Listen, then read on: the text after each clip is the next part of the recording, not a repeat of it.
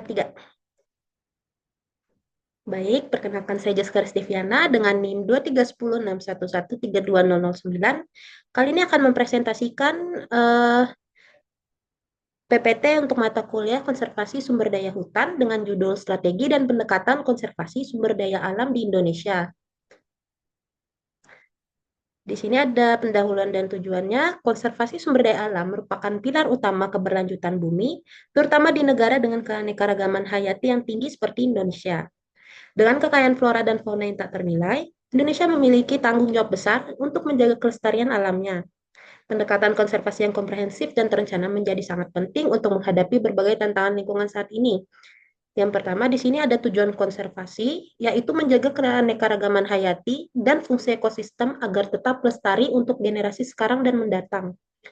Kemudian di sini ada rumusan masalah kritis. Bagaimana strategi konservasi yang efektif untuk menghadapi ancaman kerusakan habitat dan kepunahan spesies di Indonesia? Kemudian fokus pada PPT ini membahas 4 pendekatan utama konservasi.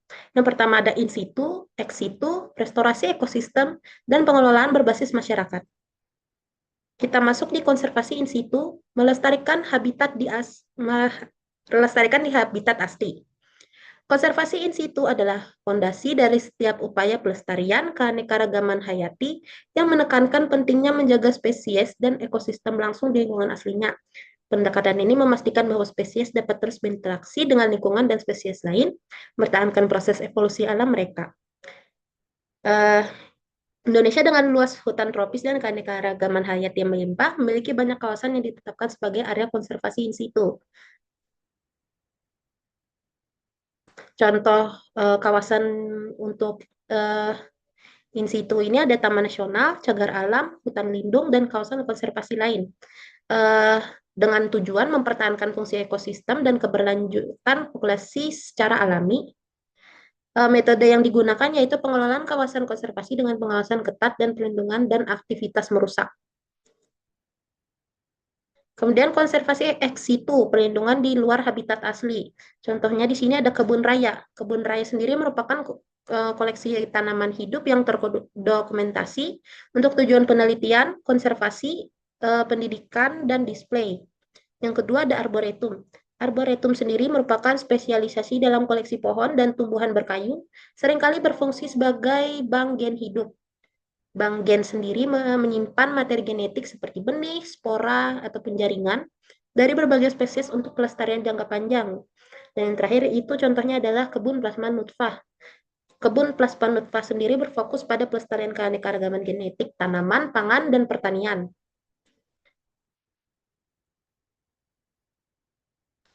Restorasi ekosistem di sini memulihkan fungsi alam. Restorasi ekosistem adalah upaya aktif untuk membantu pemulihan ekosistem yang telah terdegradasi, rusak, ataupun hancur.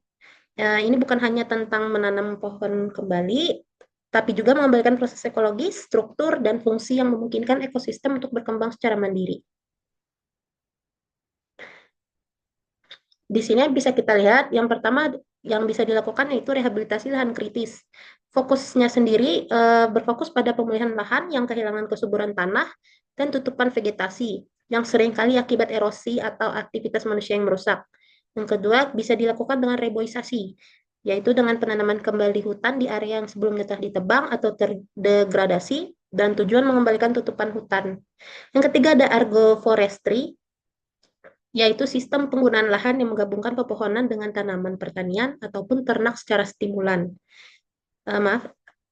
secara simultan, meningkatkan produktivitas dan keberlanjutan lingkungan. Tujuannya sendiri yaitu mengembalikan fungsi ekologis lahan yang rusak, meningkatkan keanekaragaman hayati, dan menyediakan jasa ekosistem penting seperti regulasi air, mitigasi iklim, dan pencegahan bencana alam. Pengelolaan berbasis masyarakat yaitu sebagai kunci keberlanjutan konservasi. Pengelolaan berbasis masyarakat merupakan paradigma konservasi modern yang mengakui bahwa keberhasilan jangka panjang sangat bergantung pada partisipasi aktif dan pemberdayaan masyarakat lokal yang hidup dan berdampingan dengan sumber daya alam dan melibatkan mereka sebagai mitra, bukan sekadar penerima manfaat. Konservasi menjadi lebih berkelanjutan dan berkeadilan. Di sini contohnya adalah Hutan kemasyarakatan atau HKM. Ada hutan desa ataupun hutan adat. Tujuannya sendiri memberdayakan masyarakat lokal sebagai penjaga dan pengelola sumber daya alam secara berkelanjutan, sehingga konservasi dan peningkatan kesejahteraan berjalan seiring berjalannya waktu.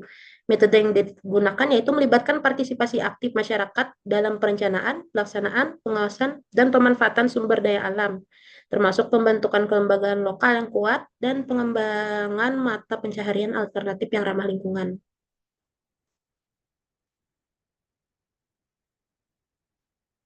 Di sini ada rumusan masalah dan tantangan dalam konservasi. Yang pertama di deforestasi, yaitu penebangan hutan untuk perkebunan, pertanian, ataupun pertambangan yang mengakibatkan hilangnya habitat dan keanekaragaman hayati. Yang kedua yaitu kurangnya koordinasi. Koordinasi yang lemah antar lembaga pemerintah, non-pemerintah, dan masyarakat dalam implementasi program konservasi. Yang ketiga ada konflik kepentingan, yaitu perbenturan antara tujuan konservasi dengan pembangunan ekonomi, seringkali melibatkan masyarakat lokal dan korporasi. Kemudian yang keempat ada perambahan. Perambahan di sini pemanfaatan ilegal kawasan hutan untuk pemukiman atau pertanian secara tidak terkontrol. Kemudian ada yang kelima yaitu pertambangan. Aktivitas ekstraktif yang merusak landscape, pencemari air dan tanah, serta mengancam ekosistem. Dan yang terakhir ada perubahan iklim, mengubah pola cuaca ekstrim, meningkatkan frekuensi bencana alam, dan mengancam adaptasi spesies. Metode penyelesaian dan strategi implementasi yang bisa dilakukan yaitu pendekatan multisektoral, yaitu dengan mendorong kolaborasi erat antara pemerintah, masyarakat, akademisi, dan sektor swasta untuk menciptakan sinergi dalam program konservasi. Yang kedua ada penguatan regulasi, meninjau dan memperkuat kerangka hukum serta penegakan hukum yang tegas di kawasan konservasi dan area rawan kerusakan lingkungan. Kemudian yang ketiga ada edukasi dan penyuluhan, yaitu dengan mengembangkan program pendidikan dan kampanye penyuluhan yang bertujuan meningkatkan kesadaran publik tentang pentingnya konservasi. Dan yang terakhir yaitu pemanfaatan teknologi. Menggunakan teknologi terkini seperti penginderaan jauh, GIS, drone, dan big data untuk monitoring, analisis, dan pengelolaan konservasi yang lebih efisien. Di sini ada studi kasus dan contoh keberhasilan. Contohnya seperti Taman Nasional Ujung Kulon, Kebun Raya Bogor, reboisasi di Kalimantan, dan hutan kemasyarakatan atau HKM di Jawa Tengah. Adapun kesimpulan dan rekomendasi, konservasi sumber daya alam di Indonesia adalah perjalanan panjang yang membutuhkan komitmen kuat dan strategi terpadu. Dengan kekayaan alam yang tertandingi, Indonesia memiliki potensi besar untuk menjadi pemimpin dalam upaya pelestarian global. Adapun saran yang bisa kita lihat di sini, yang pertama, yang dari peringkat terakhir yaitu pembangunan dan berkelanjutan, yaitu konservasi sebagai bagian integral dari pembangunan. Kemudian yang keempat yaitu edukasi dan inovasi, tingkat kesadaran tentang pemanfaatan teknologi. Kemudian yang ketiga ada kebijakan dan penegakan hukum, perkuat regulasi dan implementasi. Dan yang kedua ada kolaborasi multi pihak yang melibatkan pemerintah, masyarakat, akademisi, swasta yang bersinergi. Kemudian yang pertama, yang menjadi intinya yaitu sinergi yang terpadu, gabungan in situ, ex situ, dan restorasi dan pengelolaan berbasis masyarakat. Baik, itu saja yang bisa saya sampaikan pada presentasi kali ini. Sekian dan terima kasih.